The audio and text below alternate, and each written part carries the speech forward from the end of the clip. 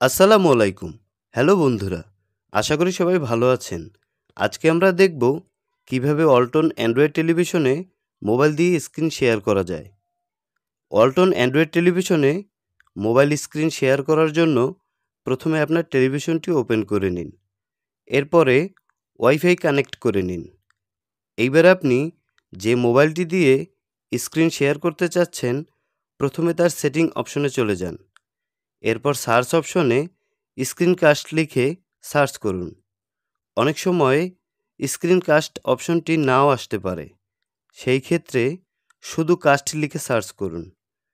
দেখতে পাচ্ছেন নিচের দিকে স্ক্রিন কাস্ট অপশনটি চলে এসেছে।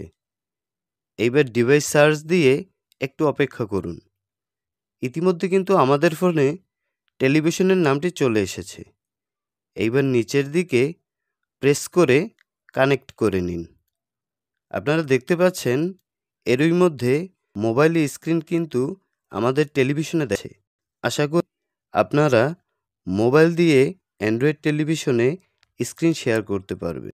ভিডিওটি ভালো লাগলে একটি লাইক দিন। আরও নিত্য নতুন ভিডিও পেতে আমাদের চ্যানেলটি সাবস্ক্রাইব করে বেল আইকনটি প্রেস করে রাখুন।